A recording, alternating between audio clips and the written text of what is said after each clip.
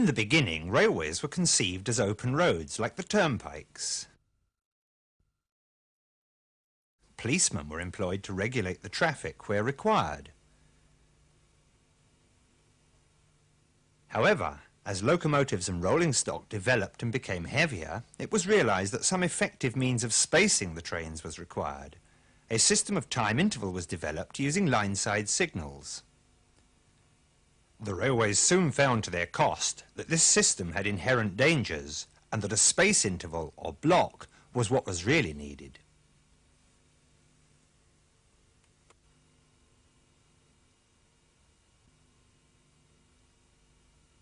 The invention of the electric telegraph afforded reliable communication between signal boxes, and this led to the introduction of a system that was to become the basis of railway signalling for over a century, the absolute block system.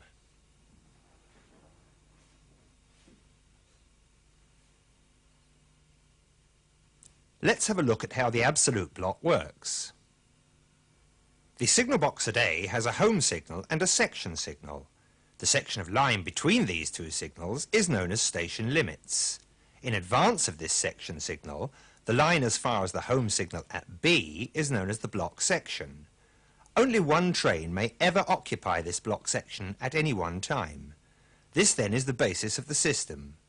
As at A, the line between the home signal and the section signal at B is also known as station limits. Of course, either A or B might have more than two stop signals for each line. In such case, station limits extends from the outermost home signal to the section signal. Each signal box has a distance signal. This cautionary signal, placed at a braking distance from the home signal, can only be cleared when all the stop signals for that line have already been cleared.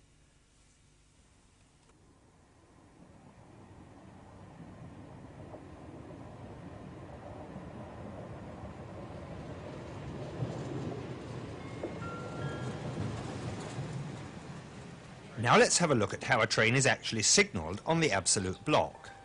The signalman in the rear calls the attention of the signalman ahead, one beat on the block bell. When this call attention is acknowledged, the signalman in rear offers the train forward by bell code. If the signalman ahead is able to accept the train, he repeats this bell code and turns the commutator of his block instrument to line clear. This indication is repeated in the rear signal box. The signalman there is now able to clear his section signal for the train to proceed.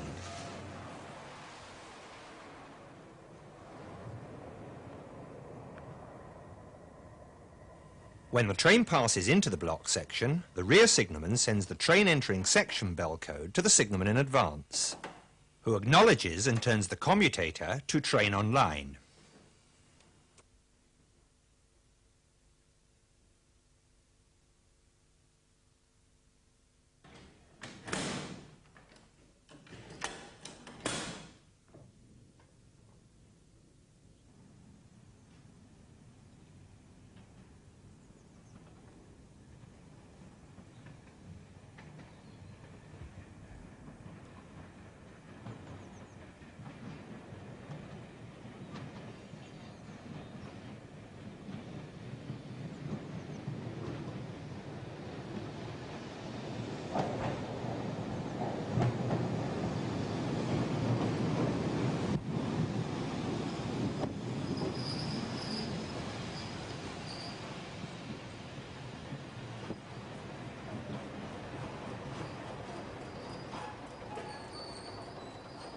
The train has now arrived within station limits of the signal box ahead.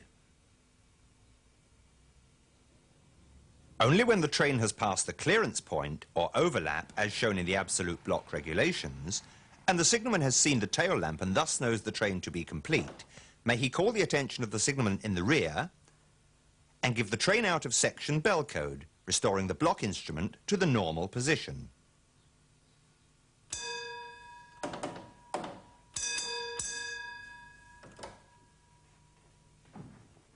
He may now accept another train. If the block section would be so long as to unduly extend the headway, a special signal is used to divide the section into two parts. This signal is called an intermediate block home signal and is usually controlled from the signal box in the rear. An intermediate block home signal can be identified by a rectangular white plate bearing a vertical black band. The system of signalling known as absolute block is normally associated with mechanical signals of the semaphore type, although in many cases colour light types are employed, particularly for distant signals.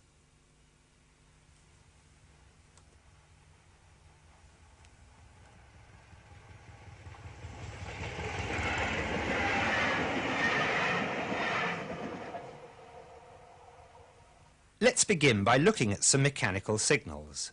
Most common are the semaphore types known as upper quadrant.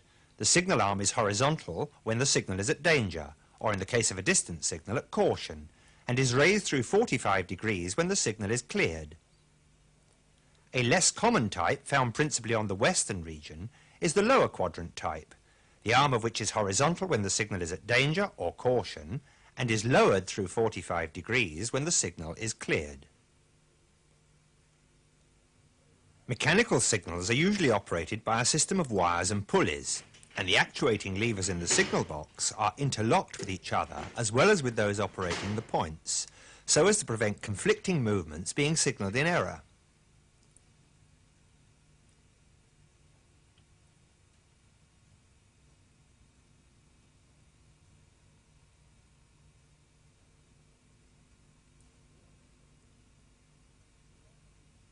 There is also some electrical locking, such as the lock on the section signal lever, preventing movement of this lever if the block indicator is not showing line clear.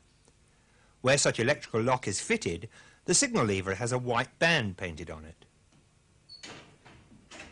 Over the years, various devices have been employed to assist in reminding the signalman of the presence of a train. One of these is the simple track circuit, denoted by a white diamond sign attached to the signal post. Let's look at the simple track circuit, one of the most important developments in the history of railway signalling. A low voltage current is fed to the running rails by a battery. This current flows along one running rail as far as an insulated block joint. From here, the current flows through the coil of a relay, then back to the opposite running rail, through which it returns to the battery. While the current flows through this circuit, the coil of the relay is energized and the track occupation indication in the signal box shows the track to be clear. When the first pair of wheels of any vehicle passes onto the track concerned, the current, instead of flowing through the whole circuit, will take the short route and the relay will become de-energized. The track indication in the signal box will now show occupied. If, for any reason, there is an interruption in the flow of current through the track circuit, caused, for example, by a broken rail, the track indication will show occupied. It is therefore a fail-safe system. If the relay is used to switch the aspects of a signal placed in the rear of the track circuit, we have a simple automatic signal. Now the occupation of the track circuit is not only indicated in the signal box, but the signal is automatically restored to danger behind the train. When the train clears this track circuit, the relay will become re-energized and the signal will, once again, show a proceed aspect.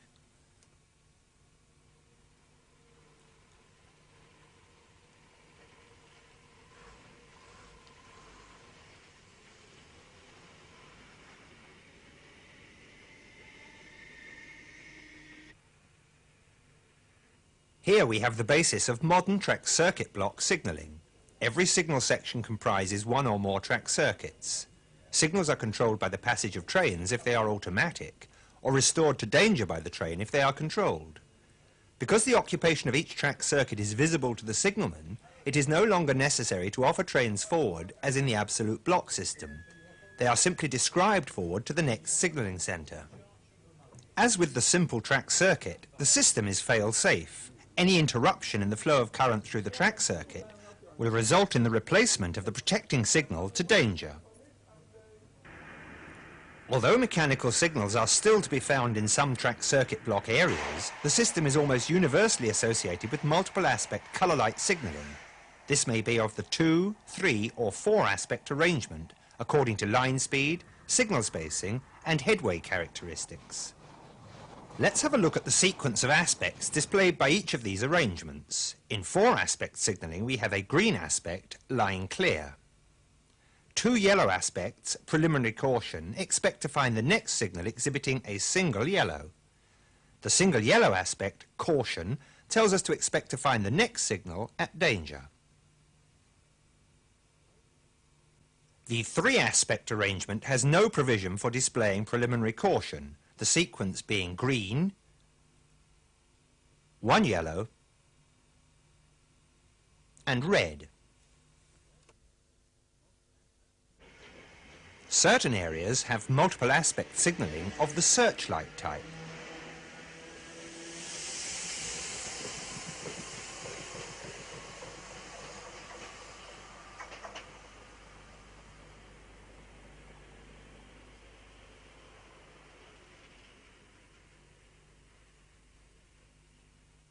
These may be of the 3 or 4 aspect arrangement.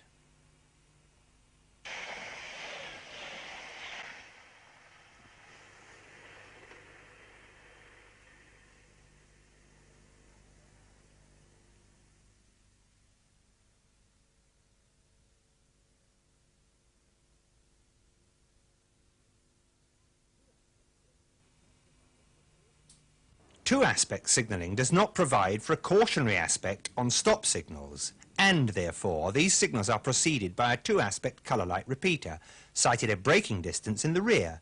The colour light repeater displays either a green or single yellow caution aspect.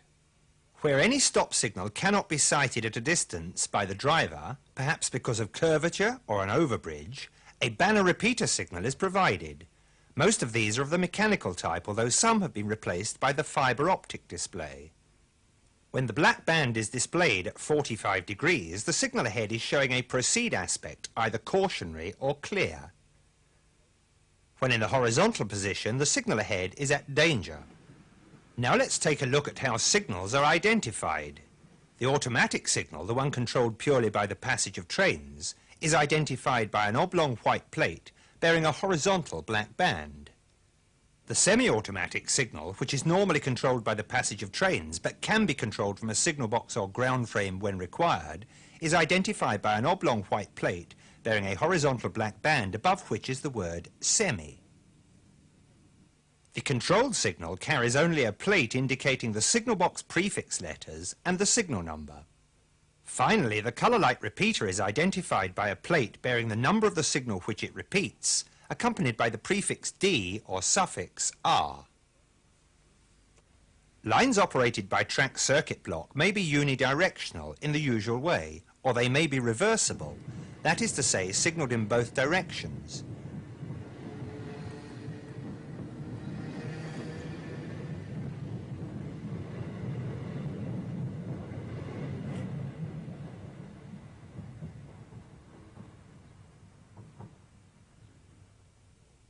A further development of this capability is where a double-track main line has each road signalled for bidirectional running. With the provision of trailing and facing crossovers at regular intervals permitting trains to cross from one running line to the other, a high degree of operating flexibility is assured. The signalling philosophy of British Rail is that of route control rather than the speed control system used by the railways of continental Europe. Drivers of trains are advised of the route over which they will be running, and this route information is given in 3 different ways. Firstly, in mechanical signalling by semaphore arms placed at different heights on a bracket or gantry. The highest semaphore arm routes trains to the main line. The divergent routes to the left and right are signalled by semaphore arms in descending height.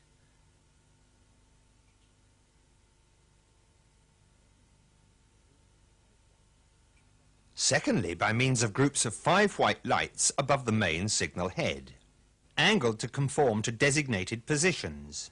Let's have a look at how this works.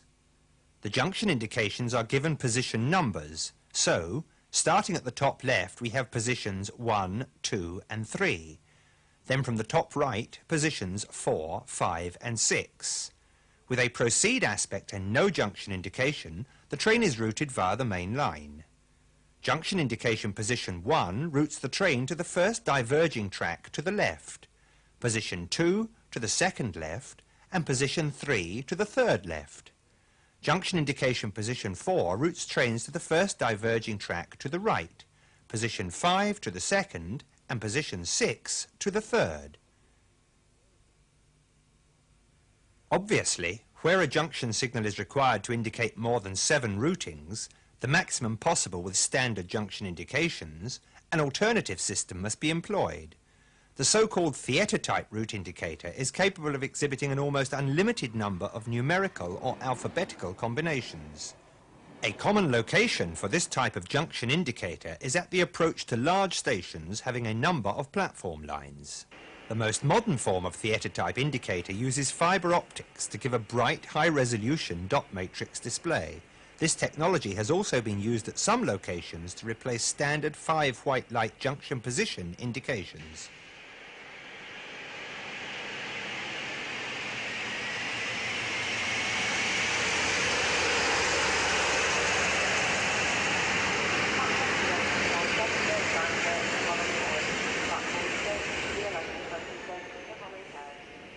An R or RA indication is also given at some platform starting signals to give authority to the driver to start the train.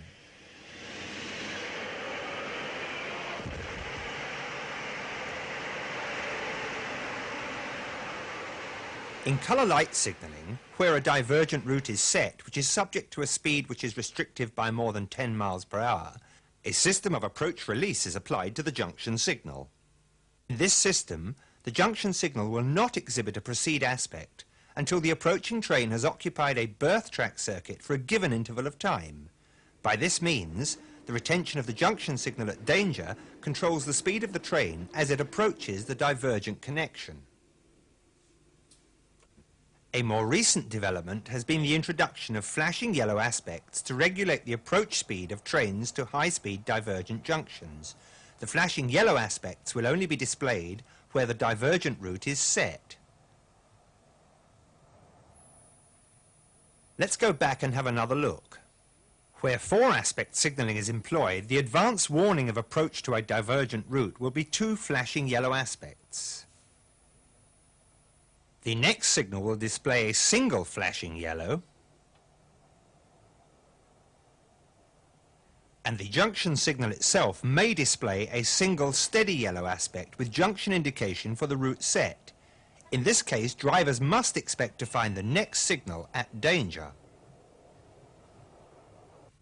So far, we have looked at the systems of signalling and types of main running signal. Now we must look at the many other types of signal used on British Rail. Let's begin with the shunt signal. This type of signal is usually ground-mounted and when cleared permits movement towards the next signal but at a speed from which the driver may stop short of any obstruction. The move is therefore cautionary. These signals usually control movements to or from the main running lines or from one running line to another. When cleared, this signal displays 2 white lights at 45 degrees. Many shunt signals throughout the entire system are of the mechanical disc type, and although there are some regional variations in detail, the display is essentially the same. By day, this type of shunt signal exhibits a red band horizontally when at danger, and at 45 degrees when cleared. By night, these signals show a single miniature red aspect when at danger and a miniature green aspect when cleared.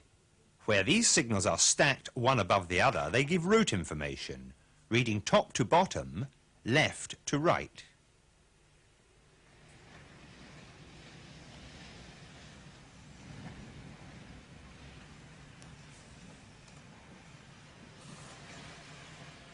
Before leaving the shunt signal, we must look at a special form of this signal often placed at the outlet of a yard or depot. This special type of shunt signal, if of the position light type, displays 1 yellow and 1 white light horizontally when at danger. However, when in this position, the signal may be passed by a driver making a movement within the yard or depot. It is only necessary for the signal to be cleared for a movement towards the main running lines. When cleared, of course, it displays 2 white lights at 45 degrees.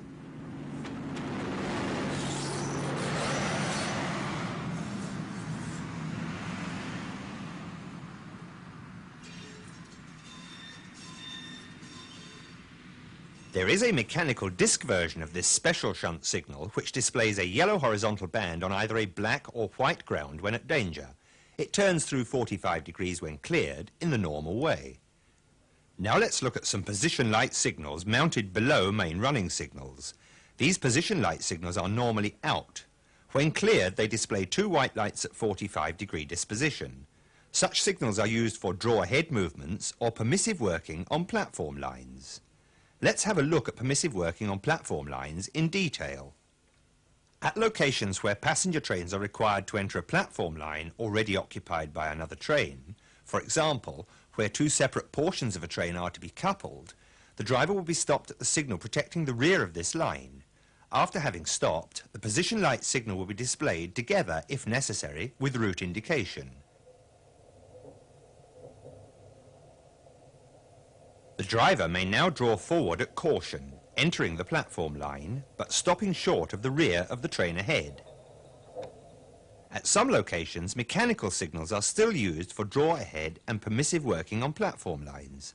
Although there are some regional variations, these signals usually take the form of miniature semaphore arms placed below the main running signal. By night, they display a white aspect when at danger and a small green light when cleared. Finally, a most important type of ground signal is the limit of shunt. This signal may take the form of a white floodlit board on which are inscribed the words limit of shunt or shunt limit. Or they may take the form of a position light displaying two red aspects horizontally. Limit of shunt signals must not be passed under any circumstances.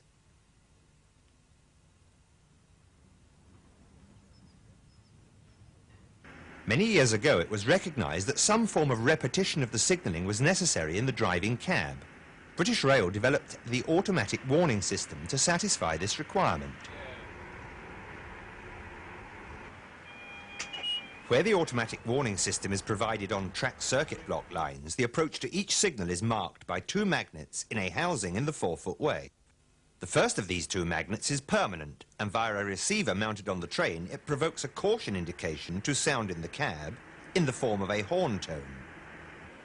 However, if and only if the signal is showing a green aspect, the second magnet and electromagnet will be energized, preventing the cautionary indication from taking place and provoking instead a bell to sound.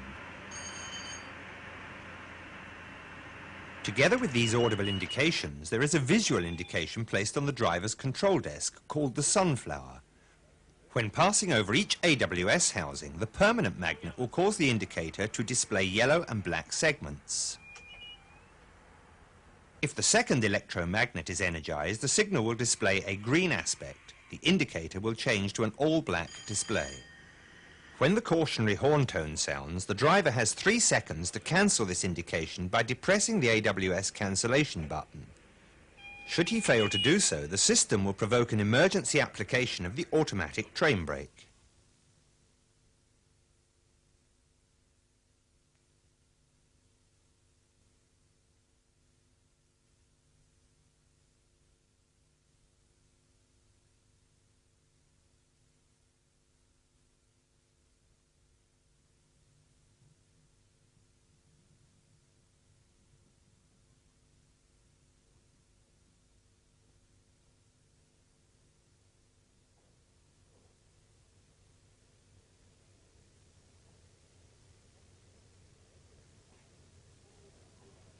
Where the automatic warning system is applied to lines worked by the absolute block or electric token block systems, only the distance signal is provided with AWS equipment. Permanent magnets, giving a cautionary indication only, are placed at the approach to automatic open crossings and to permanent and temporary speed restrictions.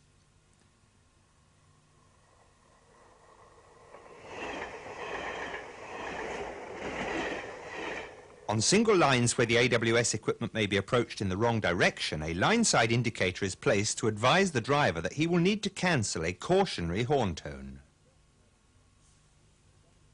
On certain urban passenger lines, predominantly those operated by London Underground and Merseyrail, a mechanical means is provided for provoking an emergency brake application should a train pass a signal at danger. This system is known as the train stop and consists of an air-worked T-piece alongside the running rail. Normally held in the raised position, it is lowered by compressed air when the signal clears to a proceed aspect. A device mounted on the train, called a tripcock, should normally be in the set position, pointing down so that it will come into contact with any raised train stop. The tripcock is a simple device which, if struck by a raised train stop, will vent the train brake pipe air to atmosphere, causing an emergency brake application. Because the train stop is held in the lowered position by compressed air when the signal is cleared, it is a fail-safe system. To ensure that all trains working over train stop fitted lines have their tripcocks in the set position, tripcock testers are positioned at strategic locations. The occupation of an approach track circuit causes the TT display to become illuminated.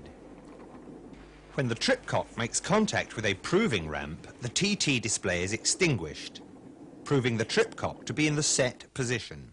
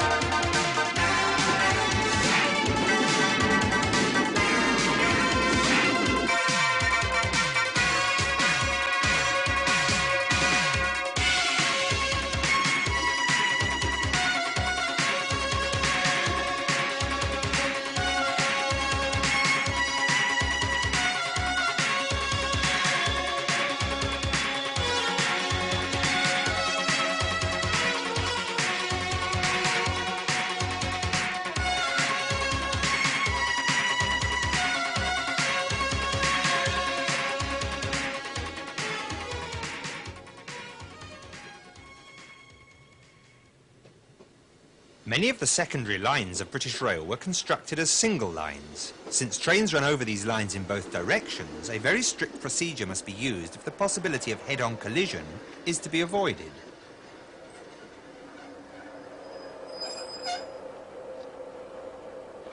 The simplest system is to have a train staff, a piece of metal on which the details of the section are engraved.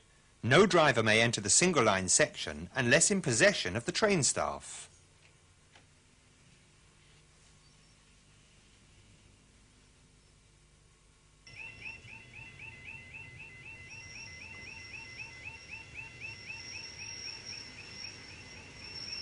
This system is not very flexible, however. Train cancellation or out-of-course running will soon result in the train staff being at the wrong end of the section. The solution to flexibility in the operation of single lines came with the development of the tyres electric token instrument.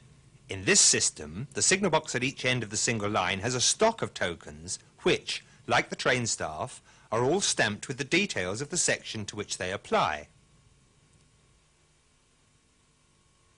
The instruments at each signal box are arranged and interlocked in such a way that only one token can ever be released at any time. The release of a token requires the cooperation of both signalmen.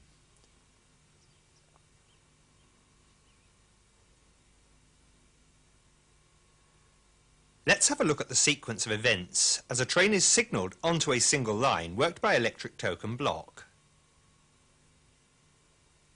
The signalman offers the train to the signal box ahead in the normal way.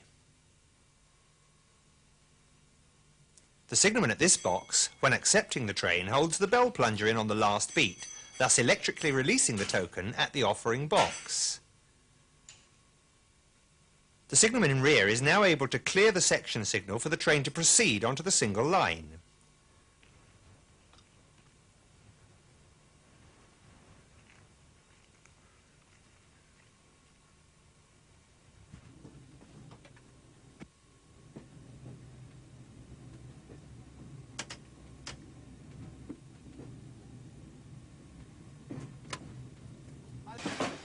The token is given to the driver, who must check that it is the correct token for the section concerned before proceeding.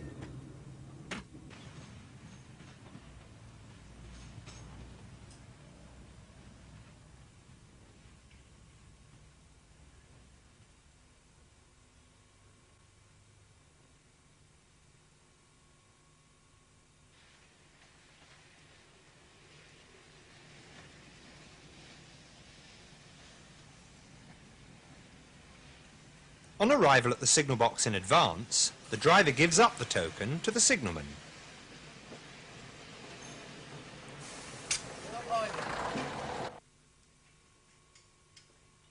He replaces the token in the electric token block instrument and gives the train out of section bell signal to the box in the rear.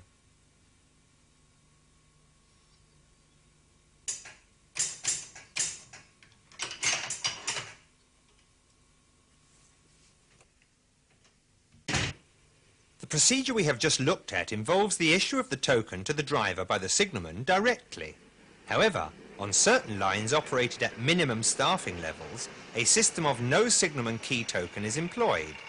The same principle applies. The driver may not enter the single line section unless in possession of the correct token. In this case, however, the driver obtains the token himself from a no signalman key token instrument housed in a secure location at the passing place. Authority to withdraw the token is obtained by telephoning the signalman at the controlling signal box, and, of course, a token cannot be withdrawn if a token for this section is already out.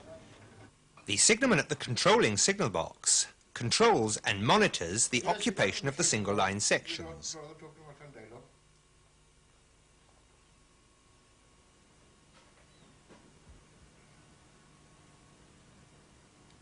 Right, proceed to the dialogue when you're ready, driver. In this arrangement, there is no section signal giving authority to proceed. Instead, we have a stop board instructing the driver that he must not proceed unless in possession of the token and permission from the controlling signalman. This stop board, therefore, acts as the section signal. The approach to each token exchange point is marked by a fixed distance signal of the reflectorized board type, and the subsequent hydropneumatic self-detecting facing points giving access to the left-hand passing loop are protected by a point set indicator displaying two white lights when this connection is set and locked. If the two white light indication is not illuminated, the driver must stop at the signal. The trainman must then pump the points by means of the handle provided in the adjacent cabinet. In every case where these points have been pumped, they must then be clipped and locked.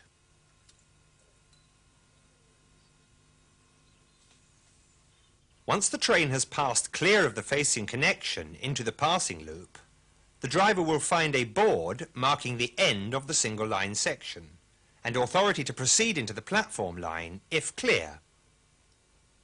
Any connections into yards or sidings will be operated from ground frames. A facing point lock secures the connection in the normal position, and the token is necessary to unlock this lever.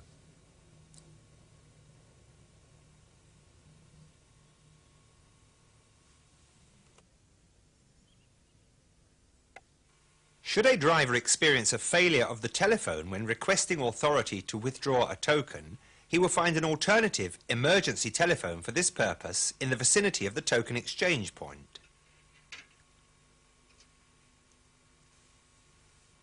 Where a single line is connected at one end only, in other words, a single branch line of one section, a basic block system is employed known as one train working. Quite simply, only one train is ever permitted to enter the branch. Authority to the driver to enter the single line may be simply the possession of the train staff, called one train working with train staff, or by the clearance of the section signal only, called one train working without train staff. In the latter system, the occupation of the single line is indicated in the signal box, and interlocking prevents clearance of the section signal while any part of the section is occupied.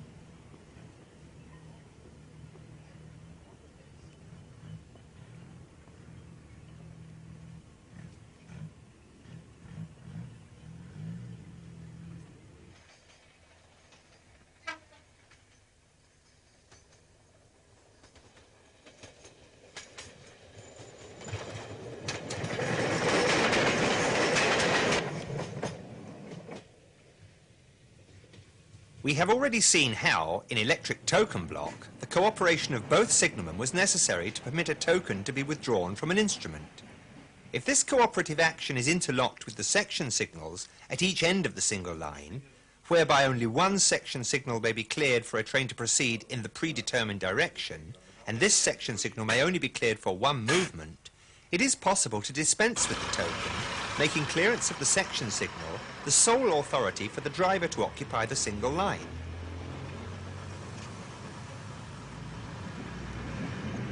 This system is known as tokenless block.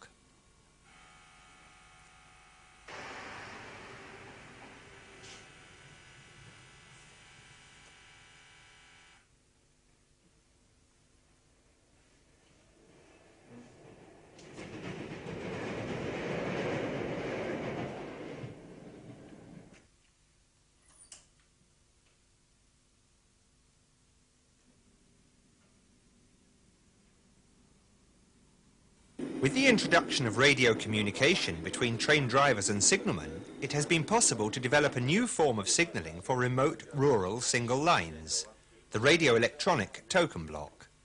Utilizing computer technology and solid-state interlocking, this system enables one signalling center to control many miles of single-line railway, divided into a number of sections by passing loops. Instead of the traditional metal token, an electronic token or telegram is transmitted via the radio to a data display in the driving cab.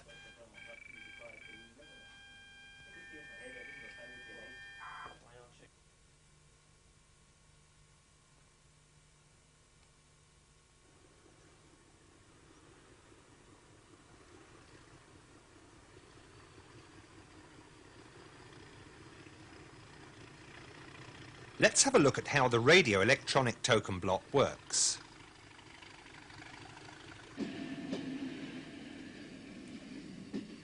This train has arrived within the passing loop at a place called Speen Bridge.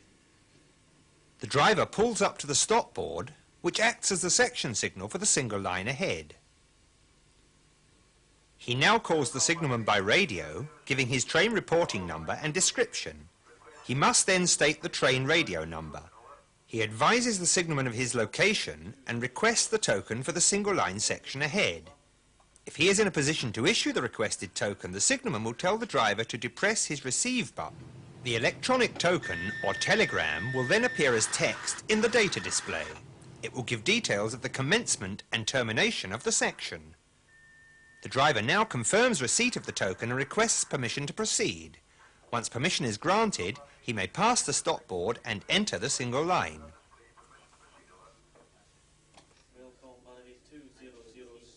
Proceed from Speen Bridge to the up stop board at Roy Bridge. Token must be returned at the up stop board at Roy Bridge. Over. Rail Company 2006. Roger.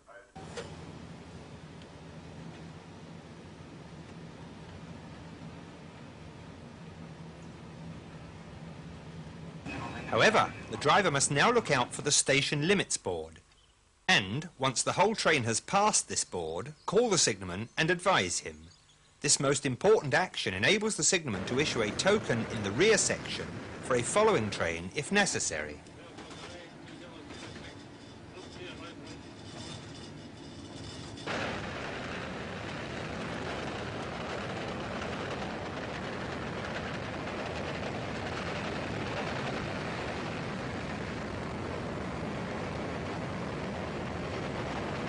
On arrival at the next stop board, the driver calls the signalman, giving his location and radio number, and an assurance that the train has arrived complete within the station limits board. The signalman will now ask the driver to depress his send button. The text will disappear from the data display.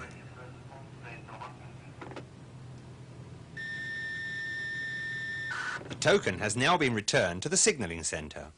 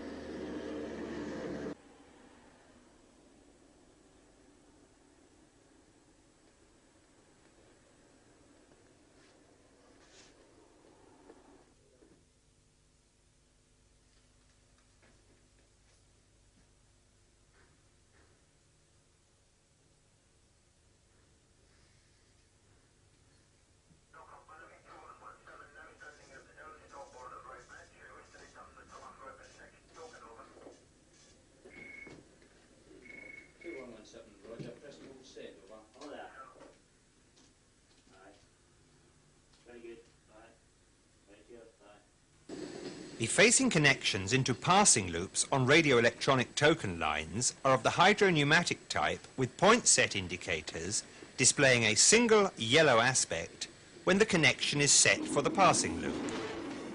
These may be negotiated in the trailing direction and will automatically reset and relock once the train is clear.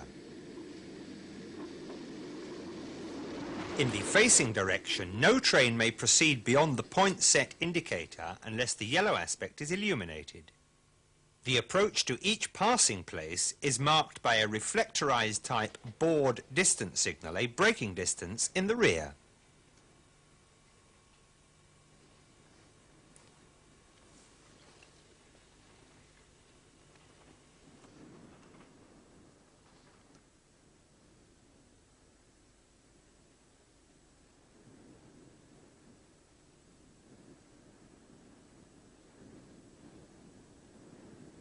The final system of signalling which we shall examine is known as the permissive block.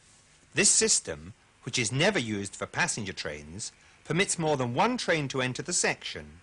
The entrance to the section is usually controlled by a miniature semaphore arm, and when this signal is cleared, the driver may proceed into the section at caution, being prepared to stop short of the rear of a preceding train.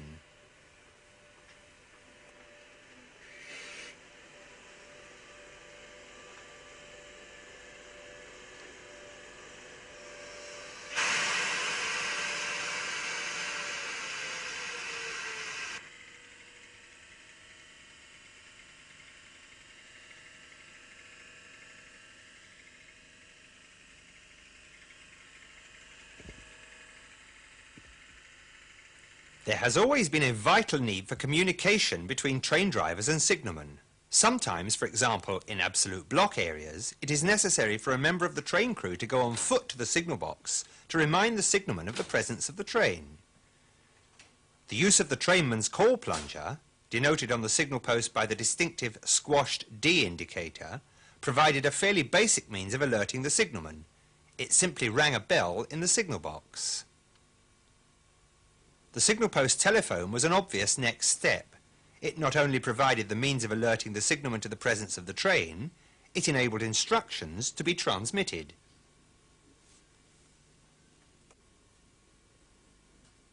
The coming of radio communications between train drivers and signalmen on certain lines has revolutionized operations. It is expected that such communications will soon be extended to cover the entire system. British Rail currently uses two different radio systems. The first, a driver-to-shore system known as Band 3, is applied to long-distance passenger and freight operations.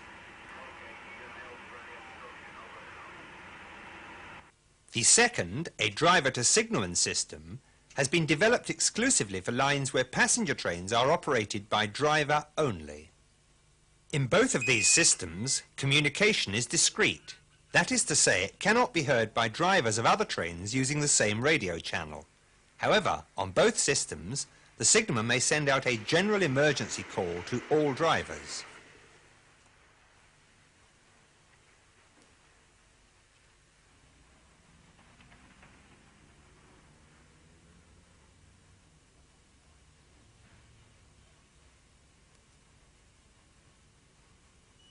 Various forms of level crossing are in use on British Rail, and these fall into two basic groups.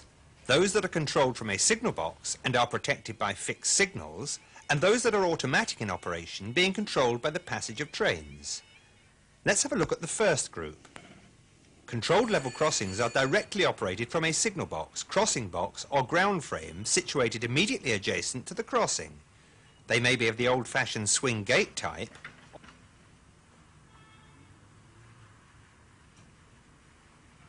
or they may have the full lifting barriers with associated flashing road traffic signals.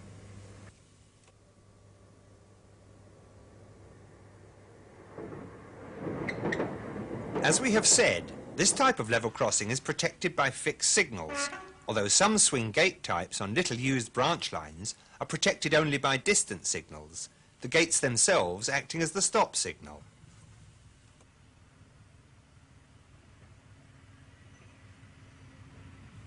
Where a crossing is controlled remotely from a signal box that might be some miles away, a system of closed-circuit television is employed. Cameras mounted above the crossing transmit pictures to the controlling signal box, enabling the signalman to observe the crossing in the same way as if he were immediately adjacent to it. This type of level crossing, known as CCTV, is protected by fixed signals.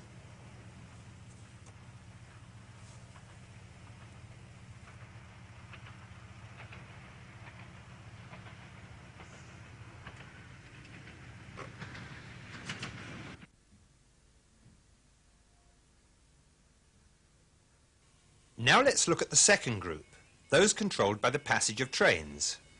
The most common of these is the automatic half-barrier type, or AHB. In this type of crossing, the approaching train actuates track circuits and treadles, causing the road traffic lights to flash, bells or warblers to sound, and the barriers to lower.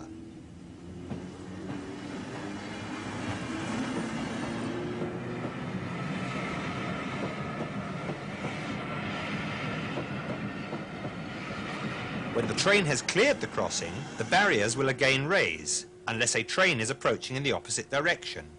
This type of level crossing is not protected by fixed signals and will only operate when a train is approaching in the right direction for the running line concerned. Another form of crossing in the second group is the automatic open level crossing. This type operates in much the same way as an automatic half barrier, but has no barriers. However, as far as train drivers are concerned, there are some important differences. The approach to an automatic open crossing is marked by a black St. George's cross on a reflective board. This indication is followed by a second consisting of a black St. Andrew's cross, below which is a figure advising the maximum speed at which the crossing may be traversed. Finally, at the immediate approach to the crossing, there is a white light mounted at driver's eye level. This white light is normally out. Only when the flashing road traffic signals and audible warning sequence is established will this white light flash synchronously. The driver must not proceed across the automatic open crossing until he observes the white light to be flashing. In future, automatic open crossings will also be provided with a red flashing light at driver's eye level, which will operate whenever the flashing white light is extinguished.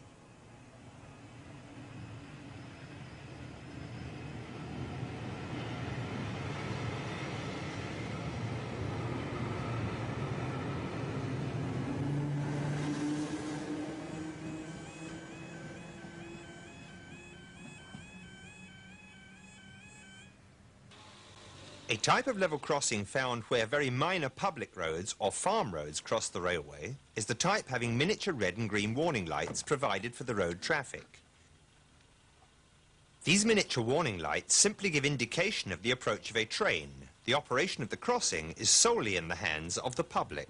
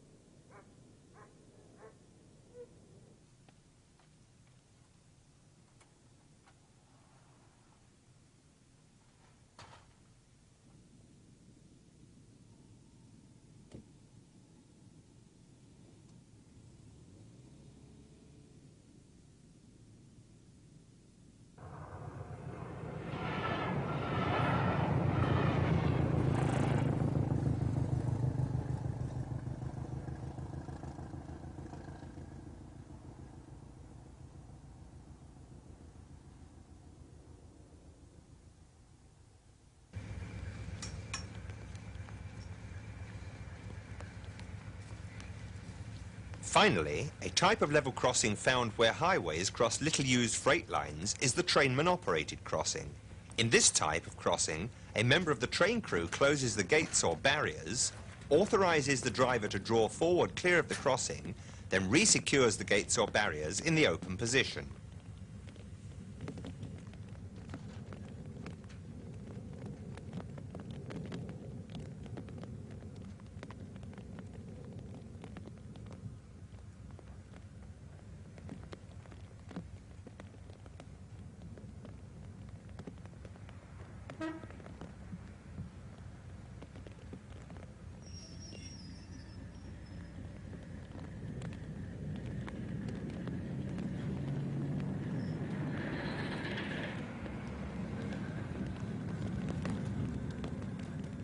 So far, we have looked at the various forms of fixed signalling used by British Rail.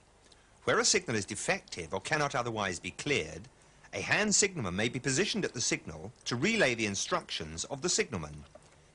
He will exhibit to the driver of an approaching train a red flag by day or a red hand lamp by night. Morning, driver. Got a track failure, I'll just get on the signal and see what's happening.